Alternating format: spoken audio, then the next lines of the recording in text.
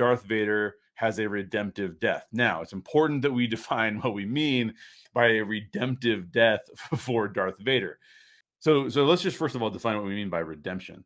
Redemption in general means that you have offered back something that is then offered back to you in return, usually in the form of forgiveness. So you've said, I've done something bad. I'm now doing this new thing, and we use the term redeem as like a coupon. I'm going to redeem this coupon, right? I got the coupon. I'm going to now redeem it with someone so that I can get back something, right? In this case, a lot of characters have done something bad. They do something redemptive with their life, and then they're given back something in return, right? Whether it's forgiveness or whatever it could be, there's usually something. Usually in the spiritual context, what we're saying is some form of sin has been committed, meaning that we have harmed other people, we've harmed the environment, we've done something bad that has had an impact on the world, and that now the character needs to be redeemed from that. They need to do something that would make all of their bad acts, all of their sinful acts, now restored to kind of a balancing point, right? Now, the reason I bring up Darth Vader is because Darth Vader is a very specific case. If we take the original trilogy by itself, you could potentially make the argument that Darth Vader's death is redemptive because he sees evil for the first time, and when he sees evil, he defeats evil and then realizes that he has done evil and that now he's redeemed. Now, the reason I bring that up is because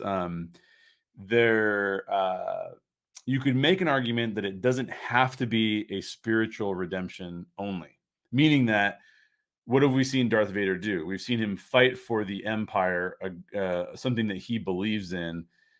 He does seem to be too aggressive. He doesn't seem to be caring about human lives, but we could look at him as a military figure, maybe working inappropriately with a dictator. And we could go, well, okay, maybe by like defeating the dictator, he can bring about some sort of physical redemption, meaning that he is not beholden to his past sins. The problem with that is that it's not played that way in the original trilogy. And then when George Lucas added the prequel trilogy, he made all of that impossible, right? Now, why did he make all of that impossible? Well, the reason he made all of that impossible was because when you see the backstory of Darth Vader and you see all of the things that he did to become Darth Vader, you very quickly have no possible means of this character redeeming themselves in a physical sense. So let's go. Why is that? Well, there's no way that you can go and kill, dozens, if not hundreds, of younglings and other innocent people, including the clone troopers. There's no way you can do those things and then have a physical redemption, because what could you possibly do to redeem yourself from that kind of behavior? Now, when I say physical redemption, what do I mean by physical redemption?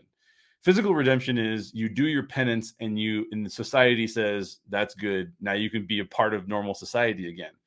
So, for example, you stole from a grocery store, you shoplifted. Now you go to jail for a few days, and we say, okay, that's enough. That's enough jail for you. Now don't go shoplifting again, and you're okay.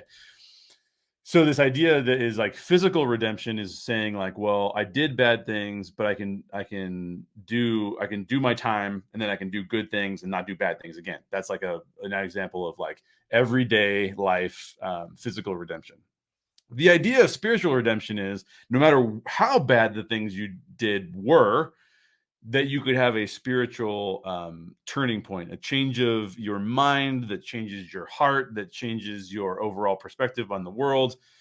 And spiritual redemption, by definition, does not just wipe away all the physical things that you did wrong, right? Like we don't say, like, for example, we don't say, although, inmates have tried to do this, but we generally don't say, well, because you just all of a sudden said you started reading your Bible and you said you believe, all of a sudden you came to Jesus, right? Like this is a thing. We have a come to Jesus talk with somebody.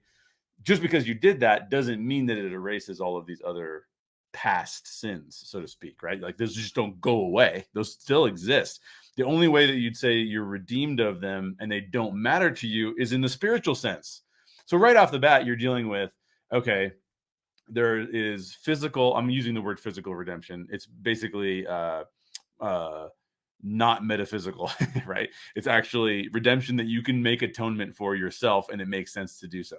So for example, in the example I was using earlier, if you by mistake killed someone and got convicted of manslaughter, but then you saved 10 people in a burning fire, we'd probably be like, okay, well, that was kind of a mistake with the manslaughter thing that you did, and then you saved a bunch of people. So physically speaking, like we'll say that you're still an okay person. But notice that if like it was something horrific, like what Anakin did by killing younglings, you can't just like all of a sudden, become a big brother and then like, yeah, you're forgiven. Good job. We appreciate what you did there. So Darth Vader's redemption, particularly after that we see what's in the prequel trilogy, has to be a spiritual redemption. It has to be him realizing the hurt and the pain that he caused, what that means for him, and then him saying, like, I am turning away from that behavior. If we were to look at it, though, from a physical standpoint, Vader still is deserving of a lot of punishment. In this case, he's only able to overturn the Emperor. Is that a big deal? Sure, it is. But if we're going to call him a good person, or a sufficient enough good person to become a Force ghost on the light side, that's going to have to be predominantly spiritual, because there's no way that we're allowing him to make up for that by just throwing the Emperor over the side of the cliff. So that's why Darth Vader's death, in my opinion, works. Because if we said now we show Darth Vader partying with the Ewoks and everyone being like, awesome, it's so cool that Darth Vader is here, that would seem so atrocious to our understanding of what justice would be, that we go like, we cannot see that. So from a writing perspective, a writer has to say, okay, if a lot of people do believe in some form of spiritual redemption, why do people believe that? Because a lot of people realize that they have committed their own set of sins. They've done their own things that they're remorseful for. And they realize that for some of those things, they'll never be able to make up for them. And this is why people believe in world religions, because they believe in something that is redemptive beyond just their own behavior. And therefore, there's a concept of spiritual redemption. Now, this appears in lots of different kinds of places. It could be from, there's forms of it existing in Eastern religions. There's forms of it existing in Western religions. I'm using those terms very broadly, but that's why that exists. And that's why Darth Vader seems to work out. But if he was partying with the Ewoks, we do not want that, and we would not accept that, because just doing one act does not make up for killing a bunch of younglings in the past. So there's that sense of weightiness and the difference between the two.